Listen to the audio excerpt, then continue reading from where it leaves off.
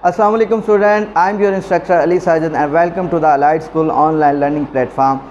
तो बच्चे आज हम 9th क्लास की फिज़िक्स का chapter number 7 physical properties of matter को डिस्कस करेंगे, जिसमें हमारा टॉपिक है kinetic molecular model of matter. बच्चे ये आप हायर क्लासेस में जाके इस चीज़ का थोड़ा सा नाम चेंज करके पढ़ेंगे। काइनेटिक मॉलिक्यूलर थ्योरी इसे बोला जाता है। उसकी कुछ मेन पास्टुलेट्स हैं जो यहाँ पे डिस्कस की गई है, और उन्हीं पास्टुलेट्स को बेसिक्स बना के हम यहाँ पे मैटर की डिफरेंट जो फॉर्म्स हैं ना, उसको हम डिटेल में डिस्कस करेंगे।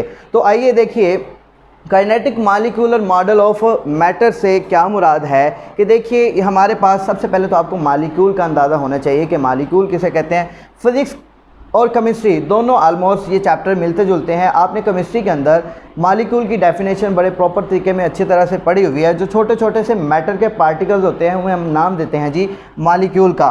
तो एक और इसकी प्रॉपर्टी ये है कि molecule remain in continuous motion. Molecule क्या होते हैं? ऑलवेज कंटिन्यूस मोशन में रहते हैं। देन एक और पास्टुलेट है इसकी काइनेटिक मॉलिक्यूलर थ्योरी की कि मॉलिक्यूल अट्रैक्ट ईच अदर, और जो मॉलिक्यूल्स होते हैं वो एक दूसरे को क्या करते हैं, किसी भी अगर वो मैटर के अंदर है, चाहे वो सॉलिड है, चाहे वो लिक्विड है, चाहे वो गैस है, तो एक दूसरे को क्या करेंगे, वो अट्रैक्ट करेंगे। देन है कि kinetic molecular model is used to explain the 3 states of matter. जैसा कि मैं आपको बता चुका हूँ कि ये जो काइनेटिक थ्योरी ऑफ मैटर्स है, इसके ज़रिए हम तीनों मैटर्स की स्टेट को डिस्कस करेंगे यहाँ पे, जिनमें से सबसे पहली जो स्टेट आती है which is known as solid.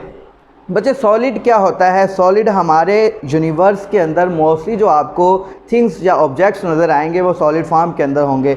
जैसा कि सॉलिड की जो बेसिक प्रॉपर्टी है वो ये है कि solid have fix shape and volume. ये इसकी बेसिक एक फार्मूला समझ लो या बेसिक इसका स्ट्रक्चर समझ लो कि जितने भी सॉलिड्स आपको यूनिवर्स के अंदर मिलेंगे उनकी शेप और वॉल्यूम क्या रहेगा, फिक्स रहेगा। एक उनकी ख़ास शेप होगी और उनका वॉल्यूम भी क्या होगा, फिक्स होगा। इसकी एग्जांपल आप ले सकते हैं, जैसे मेरे पास ये बोर्ड मार्कर है, इसका भी क्या है, इसकी शेप और वॉल्यूम भी क्या है, फिक्स है। एक और एग्जांपल आप ले सकते हैं, आप स्पून की एग्जांपल ले सकते हैं, आप वुड की एग्जांपल ले सकते हैं, आप पेंसिल की एग्जांपल लेते हैं, वट बहुत सारी ऐसी एग्जांपल्स आपको आपकी यूनिवर्स में नज़र आ जाएंगी जो सॉलिड होती हैं, जिनकी शेप भी डेफिनेट होती है और वॉल्यूम भी डेफिनेट होता है। तो अगर हम सॉलिड के स्ट्रक्चर को देखें कि इस स्ट्रक्चर के अंदर मॉलिक्यूल्स की अरेंजमेंट कैसे होती है, तो मॉलिक्यूल की अरेंजमेंट बच्चे इसमें ये होती है कि ये मैंने बनाया है सॉलिड का स्ट्रक्चर। इसके अंदर ये जितने भी आपको नज़र आ रही हैं सारे क्या हैं, मॉलिक्यूल्स हैं। ये छोटे छोटे से ये क्या है जी, मॉलिक्यूल्स है। और आपको नज़र आ रहा है कि ये मॉलिक्यूल जो हैं ये एक दूसरे के साथ बहुत ही क्लोजली पैक्ड है, एक दूसरे के साथ बिल्कुल 3 डायमेंशनल में ये एक दूसरे के साथ क्लोजली पैक्ड है। और याद रखिएगा सॉलिड के अंदर ऑलवेज वाइब्रेशनल मोशन होती है। इसे क्या बोलते हैं जी, वाइब्रेशनल मोशन। वाइब्रेशनल मोशन बच्चे आप पिछले चैप्टर्स के अंदर चैप्टर नंबर 3 डायनामिक्स और काइनेमेटिक्स के अंदर आप पढ़ के आए हैं कि वाइब्रेशनल मोशन क्या होती है। जब भी कोई मॉलिक्यूल अपनी पोजीशन के टू एंड फ्रो मूव करता है तो इसे हम बोलते हैं वाइब्रेशनल मोशन। तो याद रखिएगा सॉलिड के मॉलिक्यूल्स की हमेशा उसके अंदर वाइब्रेशनल मोशन होती है। और दूसरी चीज़, इनके दरमियान जो फोर्स ऑफ अट्रैक्शन है, फोर्स ऑफ अट्रैक्शन क्या है कि एक मॉलिक्यूल की दूसरे मॉलिक्यूल के साथ जो एक दूसरे को अट्रैक्ट करने की जो एबिलिटी है, जो पावर है ना, उसे हम बोलते हैं फोर्स ऑफ अट्रैक्शन। और ये जो फोर्स ऑफ अट्रैक्शन है ये बहुत ही स्ट्रॉन्ग होती है सॉलिड के अंदर। सबसे ज़्यादा स्ट्रॉन्ग जो फोर्स ऑफ अट्रैक्शन होती है सॉलिड के अंदर होते हैं। और यही रीज़न है कि जो सॉलिड होते हैं उनका मेल्टिंग और बॉइलिंग पॉइंट बहुत हाई होता है। क्यों? क्योंकि इनके मॉलिक्यूल को इनकी जगह से चेंज करने के लिए, इनकी जगह से अलग करने के लिए हमें a lot of energy is required in the form of temperature, in the form of heat. ठीक है, तो हम इसको बहुत ज़्यादा हीट देते हैं, इसलिए इसका मेल्टिंग और बॉइलिंग पॉइंट भी ज़्यादा हो जाता है। ठीक है, देन ये है कि मॉलिक्यूल्स आर क्लोजली पैक्ड, ये मैं आपको बता चुका हूँ। फिर इनकी डेंसिटी बहुत ज़्यादा होती है, इनका वॉल्यूम बहुत ज़्यादा होता है और इनका मेल्टिंग और बॉइलिंग पॉइंट भी बहुत ही ज़्यादा होता है। ये आप जब सॉलिड की प्रॉपर्टीज़ पढ़ेंगे केमिस्ट्री के अंदर तो वहाँ पर आपको ये नज़र आएंगे, लेकिन आपके फिजिक्स के अंदर ये प्रॉपर्टीज़ डिस्कस नहीं की गई। यहाँ पर आपने सिर्फ इस सेंस को समझना है कि सॉलिड होते क्या हैं, सॉलिड के अंदर मॉलिक्यूल्स की अरेंजमेंट क्या होती है, सॉलिड की शेप कैसी होती है, सॉलिड का वॉल्यूम कैसा होता है। तो नेक्स्ट आता है इसके बाद लिक्विड। बच्चे लिक्विड क्या है? लिक्विड सॉलिड से एक स्टेप अगर आप नीचे आ जाते हैं तो वो हमारे पास क्या आ जाता है, लिक्विड आ जाता है। मसलन ये है कि they have fixed volume. Volume तो इनका फिक्स होगा, जितने भी हमारे पास लिक्विड होंगे उनका वॉल्यूम फिक्स होगा। लेट्स सपोज अगर आप 5 लीटर पानी ले रहे हैं तो वो 5 लीटर पानी जिस बर्तन में भी आप उसे डालेंगे, जिस कंटेनर में भी आप उसे डालेंगे, वो 5 लीटर ही रहेगा।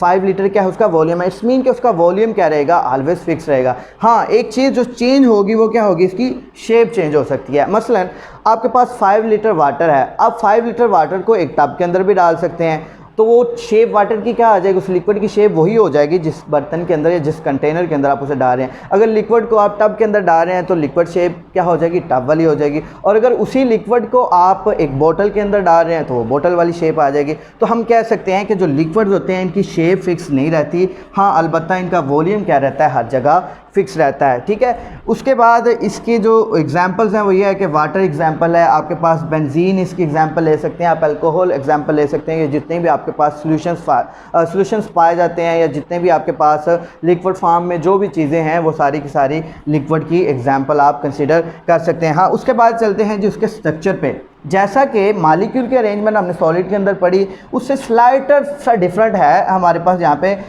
लिक्विड के स्ट्रक्चर के अंदर। लिक्विड के स्ट्रक्चर में क्या होता है कि मॉलिक्यूल्स एक दूसरे के ज़्यादा क्लोजली पैक नहीं होते, जैसा कि यहाँ पे आपको नज़र आ रहा है। यहाँ पे तो स्पेसेस ही नहीं नज़र आएंगे आपको सॉलिड के दरमियान। मॉलिक्यूल एक मॉलिक्यूल दूसरे मॉलिक्यूल के ऊपर बहुत ज़्यादा चढ़ा हुआ होगा, एक दूसरे के साथ बहुत ज़्यादा फिक्स हुए होंगे, लेकिन यहाँ पे आपको स्लाइटर सी स्पेसेस नज़र आ रही हैं। आप देख रहे होंगे कि यहाँ पे आपको स्लाइटर सी स्पेसेस नज़र आती है, इसमें कि ये मॉलिक्यूल जो होते हैं ये क्लोजली पैक्ड नहीं होते, ये तो लूजली पैक्ड होते हैं, थोड़े से आपस में लूज होते हैं। ठीक है, और इसलिए मैंने यहाँ पे लिखा है कि मॉलिक्यूल्स आर लूजली पैक्ड। यही वजह है कि मॉलिक्यूल जो लिक्विड होता है ना उसको थोड़ा सा आप कंप्रेस कर सकते हैं। क्यों? क्योंकि यहाँ पे आपको थोड़ा सा मार्जिन मिल जाता है ये स्पेसिस वाला, कि जब आप इसको कंप्रेस करेंगे तो ये मॉलिक्यूल जितना एक दूसरे के करीब हो सकते हैं वो मॉलिक्यूल एक दूसरे के करीब हो जाएंगे। यही वजह है कि हम लिक्विड को हल्का सा कंप्रेस कर सकते हैं, और बहुत ज़्यादा मैं नहीं कह रहा कि आप लिक्विड को कंप्रेस कर सकते हो, लिक्विड को कंप्रेस किया भी नहीं जा सकता। हाँ, स्लाइटर से आप इसको कंप्रेस कर सकते हैं, लेकिन सॉलिड को तो आप कंप्रेस कर ही नहीं सकते क्योंकि उसके मॉलिक्यूल के दरमियान आपको एम्प्टी स्पेसेस ही नज़र नहीं आएंगी। ठीक है, तो ये चीज़ है जी हमारे पास लिक्विड के अंदर के लिक्विड के जो मॉलिक्यूल में फोर्स ऑफ अट्रैक्शन भी होती है, और ये फोर्स ऑफ अट्रैक्शन जो है ये लेस देन होती है किससे, सॉलिड से। ठीक है, हम लिख सकते हैं कि जो लिक्विड की फोर्स ऑफ अट्रैक्शन है ये हमारी क्या होती है जी, लेस देन होती है किससे, सॉलिड से। ठीक है, सॉलिड्स में फोर्स ऑफ अट्रैक्शन बहुत ज़्यादा होती है, और यही वजह होती है कि इनका मेल्टिंग और बॉइलिंग पॉइंट बहुत ज़्यादा होता है, और जो हमारी लिक्विड होती है उनकी फोर्स ऑफ अट्रैक्शन कम होती है, इसलिए इनका मेल्टिंग और बॉइलिंग पॉइंट सॉलिड की निस्बत क्या होता है, कम होता है। उसके बाद चलते हैं जी हम अपने नेक्स्ट स्टेट ऑफ मैटर की तरफ, वो है जी हमारा गैसेस। अब गैसेस क्या है, गैसेस का फिनोमेना इन दोनों से बिल्कुल डिफरेंट है। ठीक है, गैसेस में क्या होता है कि हमने देखा इसके दरमियान तो स्पेसेस है ही नहीं, इसके दरमियान स्लाइटर सी स्पेसेस हैं, लेकिन यहाँ पे क्या होता है कि सबसे पहले चले हम स्पेसेस का बाद में जिक्र करते हैं, हम इसकी शेप और वॉल्यूम को देखते हैं। आपने देखा होगा कि हमारे पास जितनी भी गैसेस होती है ना, इनका ना तो कोई डेफिनेट शेप होती है और ना ही डेफिनेट वॉल्यूम होता है। मसलन 1 किलो गैस है, अगर आप उसको 1 kg वाले सिलेंडर में भी फिल करेंगे ना तो वो सारे सिलेंडर के अंदर गैस आ जाएगी, या 1 kg गैस को अगर आप 5 kg वाले में भी डालना चाहेंगे ना तो उसमें भी आ जाएगी, और 1 kg को आप 1 kg वाले सिलेंडर में भी फिल करेंगे तो उसमें भी वो फिल हो जाएगी। इट्स मीन कि हम गैस की शेप और वॉल्यूम को फिक्स नहीं कर पाते। क्या होता है कि अगर गैस को जिस भी आप कंटेनर में डालेंगे वो उसमें फैल जाएगी।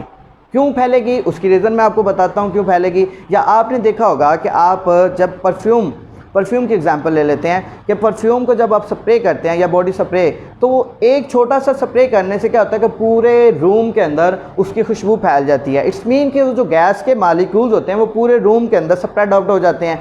वो मॉलिक्यूल क्यों स्प्रेड आउट होते हैं उसकी रीज़न मैं आपको बताता हूँ कि they can be filled in any container and shape. तो एक तो ये याद रखिए कि इनकी कोई शेप नहीं होती और कोई वॉल्यूम नहीं होता। उसके बाद ये पूरे कंटेनर में फैल जाते हैं जिसमें भी आप इसको डालेंगे। स्ट्रक्चर में देखते हैं कि मॉलिक्यूल हैव रैंडम मोशन, क्योंकि इनके मॉलिक्यूल्स की जो मोशन होती है ना वो रैंडम होती है, मतलब इनकी कोई एक ख़ास डायरेक्शन में मोशन नहीं होती। जिस तरफ ये जाना चाहें पूरे कंटेनर के अंदर ये भागते फिरते रहते हैं, इसलिए इनको हम बोलते हैं random motion. And move with very fast velocity या हाई वेलोसिटी, बहुत तेज़ स्पीड के साथ ये मूव करते हैं, बहुत तेज़ स्पीड के साथ वेलोसिटी के साथ ये मूव करते हैं। अब रीज़न जो मैं आपको बताना चाह रहा था कि ये स्प्रेड आउट क्यों हो जाता है, स्प्रेड आउट होने की रीज़न आपको नज़र आएगी। इसके स्ट्रक्चर को देखें, आपको इसका स्ट्रक्चर नज़र आ रहा है। स्ट्रक्चर में देखें, ये जो मैंने मॉलिक्यूल्स बनाए हैं, ये मॉलिक्यूल कहीं पे भी आपको कोई भी मालिक्यूल एक दूसरे के साथ अटैच नज़र नहीं आएगा। क्यों अटैच नज़र नहीं आता? क्योंकि इन मालिक्यूल्स के दरमियान इंटर मालिकुलर फोर्सेस बहुत ही वीक हैं, बहुत ही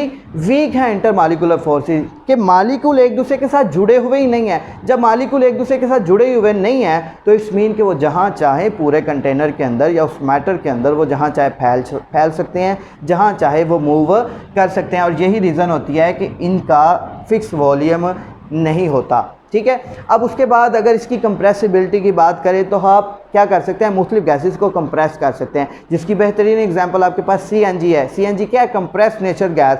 जो मीथेन गैस होती है उसको आप कंप्रेस करते हैं, कंप्रेसर रूम लगा होता है, अक्सर आपने CNG स्टेशन पे देखा होगा, वो कंप्रेसर रूम में उसको कंप्रेस करते हैं। कंप्रेस करने के बाद वो गैस आपके पास CNG आती है और जिसको हम एब्रीवेशन भी देते हैं कंप्रेस नेचुरल गैस। मतलब क्या है कि हम गैसेस को कंप्रेस कर सकते हैं। रीज़न उसकी ये है क्योंकि गैसेस के दरमियान एम्प्टी स्पेसेस बहुत ही ज़्यादा होती हैं, बहुत ज़्यादा स्पेसेस की गुंजाइश होती है, इसलिए हम मालिक्यूल को जितना चाहें हम आपस में कंप्रेस कर सकते हैं और मालिक्यूल आपस में क्या हो जाते हैं? कंप्रेस हो जाते हैं। तो हम कहते हैं जी molecule have random motion and move with very high velocity, और बहुत ज़्यादा वेलोसिटी के साथ मूव करते हैं। और क्योंकि इनके मालिक्यूल्स के दरमियान एम्प्टी स्पेसेस बहुत ज़्यादा होती हैं तो हल्का सा भी इन्हें हीट दें तो ये आसानी के साथ क्या हो जाते हैं? अपनी जगह से एवापोरेट होना शुरू हो जाते हैं या इनके ये टूटना शुरू हो जाते हैं, एक दूसरे के साथ बिखरना शुरू हो जाते हैं। तो इसी वजह से इनका मेल्टिंग और बॉइलिंग पॉइंट भी क्या होता है? अक्सर लो होता है। ठीक है, उसके बाद है जी बहुत ही इंपॉर्टेंट फॉर्म है प्लाज्मा।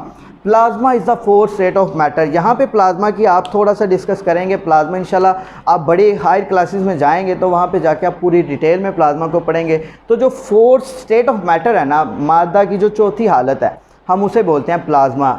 अब यहाँ पे बहुत से बच्चों को सिर्फ यहाँ तक ही बता दिया जाता है कि fourth state of matter is known as plasma, या ये कह दिया जाता है कि intermediate state between liquid and solid is known as plasma. लेकिन ये कंसेप्ट एक आप याद रखने के लिए तो ठीक है, लेकिन जो बेसिक प्लाज्मा जैसे बनता है वो यहाँ पे आपकी बुक में लिखा भी हुआ है और मैंने भी थोड़ा सा उसको एक्सप्लेन करने की कोशिश की है। तो मैं बताता हूँ आपको कि kinetic energy increases by heated. आपको पता होना चाहिए कि गैस के जो मालिक्यूल्स हैं ना, जब भी उनको आप हीट देंगे तो उनकी काइनेटिक एनर्जी क्या हो जाएगी? इंक्रीज़ हो जाएगी। जैसे ही उन मालिक्यूल की काइनेटिक एनर्जी क्या होती है? इंक्रीज़ होती है।